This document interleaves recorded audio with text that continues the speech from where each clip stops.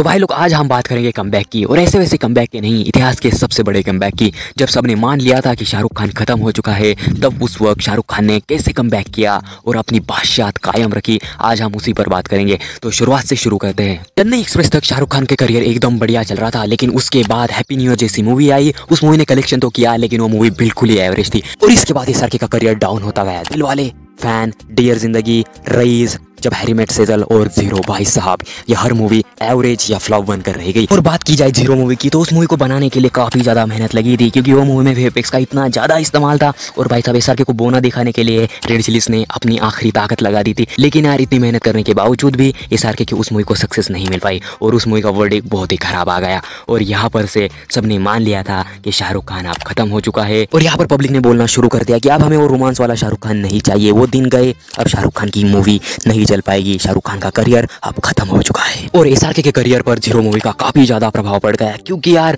एक तो मूवी काफी मेहनत से बनाई गई थी, और ना ही शाहरुख खान की पिछली मूवी हिट हो पा रही थी। और भाई साहब उस मूवी के लिए शाहरुख खान ने इतना प्रमोशन किया था, वो हर यूट्यूब चैनल पर गए, वो जहां पर जा सकते थे, जहां पर प्रमोशन कर सकते थे, उन्होंने जीरो मूवी का प्रमोशन किया। लेकिन इतने प्रमोशन करने के बावजूद भी जीरो मूवी फ्लॉप रही। तो जीरो मूवी के फ्लॉप होने के बाद ना ही शाहरुख खान सोशल मीडिया पर रहे, ना वो किसी इंटरव्यू में दिखे, ना ही वो किसी चीज पर दिखे, और ना ही उन्होंने अपनी मूवी की जल्दी से अनाउंसमेंट की। सब शांत था। 3 साल तक एसआरके ने कुछ भी अनाउंसमेंट नहीं किया कि हाँ भाई मैं अगले साल आ रहा हूँ, मैं कुछ मूवी ला रहा हूँ। किसी को एसआरके की जिंदगी के बारे में कोई खबर नहीं थी। जब सबने मान लिया था कि भाई साहब एसआरके खत्म हो चुके हैं, उनकी कोई मूवी नहीं आएगी जल्दी से, और एसआरके की सोशल लाइफ कमी हो चुकी थी, वो कुछ बता ही नहीं रहे थे। लेकिन अचानक से यूट्यूब पर एक दिन एक वीडियो आता है, पठान मूवी की अनाउंसमेंट होती है। और भाई साहब यहाँ पर एसआरके के करियर को एक चाम मिल गया, और जो कि एसआरके के फैंस थे उनकी एक्साइटमेंट का कोई ठिकाना नहीं रहा, क्योंकि भाई साहब एसआरके कमबैक तो कर ही रहे थे, और कमबैक ऐसा वैसा नहीं, एसआरके पूरा मास सिनेमा लेकर आ रहे थे। और भाई साहब मूवी की अनाउंसमेंट हुई। लीड एक्टर थे शाहरुख खान, उनके साथ विलन का रोल करने वाले थे जॉन अब्राहम, और एसआरके के साथ देने वाली थी दीपिका पादुकोण। हाँ, तो इस वक्त सबके कान पर एक खबर पड़ चुकी थी कि एसआरके कमबैक कर रहे हैं और उनकी अगली मूवी पठान होने वाली है।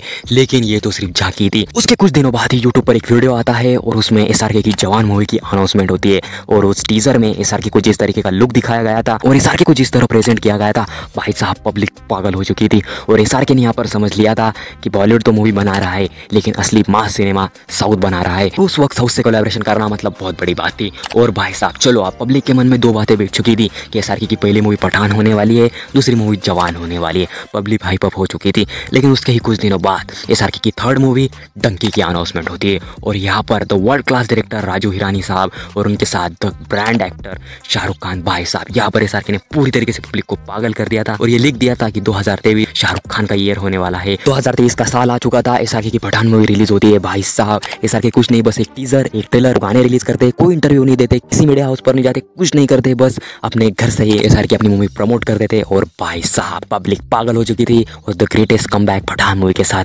शाहरुख खान का हो चुका था। मूवी ने लाइफ टाइम कलेक्शन 1050 करोड़ का किया, और नए रिकॉर्ड बनाकर रख दिए। लेकिन पठान तो सिर्फ झांकी थी, क्योंकि जवान अभी बाकी थी। मूवी की हाइप बढ़ने लगी, रिलीज डेट करीब आने लगी, लेकिन कुछ वीएफएक्स के पोस्ट प्रोडक्शन वर्क की वजह से जवान मूवी को पोस्टपोन करना पड़ा। लेकिन एसआरकेएंस ने वो ध्यान में रख कर लिया कि उन्हें पता है अगर कोई मूवी अच्छी चाहिए तो उस पर टाइम देना पड़ता है, उस पर वर्क देना पड़ता है, और जो कि जवान एंड टीम ने दिया। और आखिरकार जब जवान 7 सितंबर को रिलीज हुई, तो उस मूवी ने अपने स्टार के बनाए हुए रिकॉर्ड धुआं कर दिए, क्योंकि बॉक्स ऑफिस पर एसआरके वर्सेस एसआरके हो रहा था। एसआरके अपने ही रिकॉर्ड बना रहे थे, अपनी मूवी से उस रिकॉर्ड को तोड़ दे रहे थे। और भाई साहब एटली ने एसआरके को इस रूप में प्रेजेंट किया जो आज तक कोई कर ही नहीं पाया था।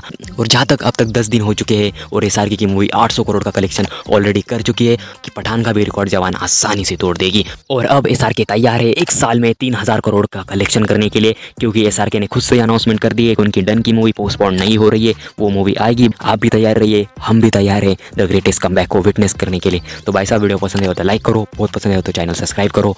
मैं मिलता हूं आपसे नेक्स्ट वीडियो में। Till then bye.